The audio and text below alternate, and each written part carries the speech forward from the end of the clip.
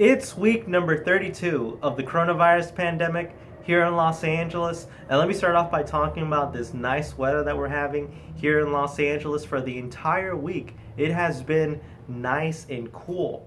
A big change from last week, where last week it was just another heat wave that was just miserable, it was heavy, and it was hot. But this week, it's been cloudy and it's been windy and even chance of rain.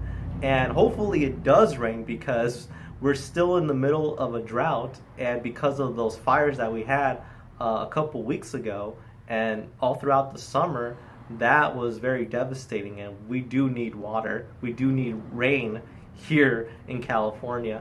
But hopefully in the next upcoming weeks the temperatures do drop and it's nice and cool from now going forward, because already a lot of the Angelinos was tired of the summer heat lingering a little too long, and now we're finally ready to get fall started. On the evening on Thursday, October 22nd, was the second presidential debate between the current president, Donald Trump, versus the former vice president, Joe Biden. And there were supposed to be 3 debates in total. This was the final debate. This is what happened. In the first debate, it happened in the early days of October. But there was no debate. It was actually this mess of just yelling. It was just these 2 old men yelling at each other on the top of their throats. And there was no clear winner at all. And the moderator basically lost control. It was so bad that the entire world saw America as a joke. And I would have to agree with it because it was no debate whatsoever. And on the second debate that was being scheduled in the next week after, it didn't happen. The reason why is because the president was tested positive for COVID-19 right after the first debate. And there was actually doubt if the president would be in good health to do the second debate. Now, the president said himself that he was in good health, that he recovered, but not cured, but just recovered of COVID-19. And he was ready, but there were safety concerns. So the TV stations gave a suggestion to the president and to the challenger, the former vice president, to do a virtual debate in which the president of the United States would stay in his White House while the challenger, the former vice president, would stay in his house, and that's how they would operate the debate. The president didn't like that, so it was scratched off, so there was no second debate. Instead, there was a town hall in which usually it would be the 2 candidates taking questions from voters. But that didn't happen, so each candidate was in their own separate town hall happening at the exact same time. So it was kind of weird switching the channels unless you had 2 TVs to watch it. So this last debate that happened on Thursday, it was actually much better than the first. It was a lot less yelling and a lot less interruption. And they were being asked a lot of questions about the economy, about safety, about the social problems happening in the United States. And then this was basically the last opportunity for any candidate to sway undecided voters to vote for them and to maybe convince the opposing party people to vote for their side too. Because the election is only 9 days away. It's less than a week and a half left. And it's not just a presidential election. There is more at stake in here. Because, like I said, I have my ballot, and in the ballot it shows propositions, assembly members, judges, congressmen, and senators. So all of those positions are open, and a lot of people are fighting for votes. So it's good to do your research. And for those people that are looking to where to vote, if they don't have a mail ballot or are uncomfortable sending their ballot through the mail, you can actually go to this website. You just have to go to locator.lavote.net, and immediately it would show you all the Los Angeles County voting centers. So all you have to do is type in your address, and it will show you to the closest voting center nearby. So it's a lot to do, a lot of things that could ultimately change in this election, not just nationally, but also locally here in LA. But I'll keep you updated on the next upcoming weeks because we might have a second term president or a new president. Only time will tell. The Los Angeles Fire Department came with a report earlier today in which it said that nearly a quarter of the Angels National Forest was burned down by the Southern California wildfires. So that meant that over 150,000 acres have been burned down so far this year because of these wildfires that have happened.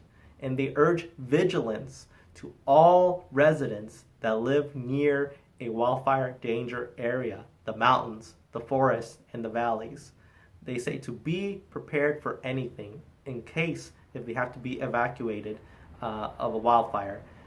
The reason why there being more and more wildfires is because of the dry season. California is still in a drought and we haven't had any good rain for long periods of time. And with no rain, that is the perfect catalyst for wildfires to happen and to spread out of control. However, there's actually a little bit of good news.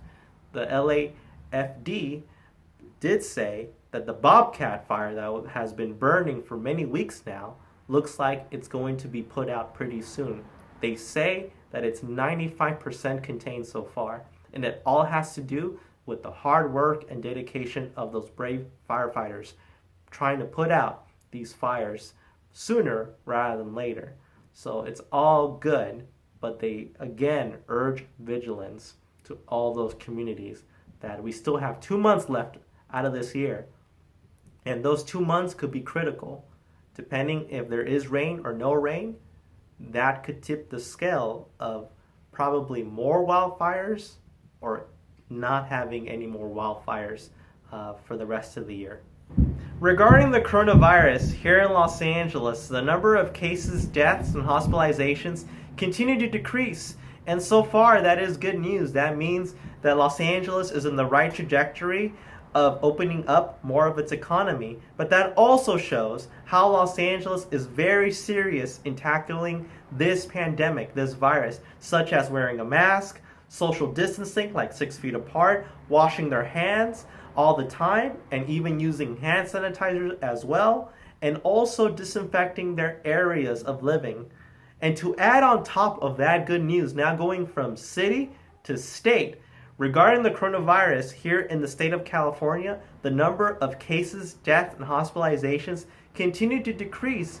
And I will say that California might have dodged a bullet. The reason why I say this is as the state of California's infection rate is decreasing, the United States national rate is increasing, unfortunately. And according to the John Hopkins University, the second wave might have arrived already of COVID-19.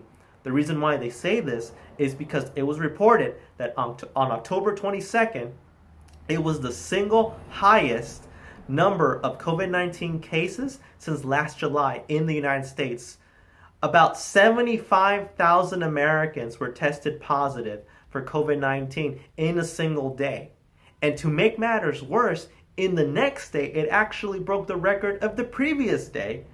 85,000 Americans were tested positive, new cases of COVID-19 infections.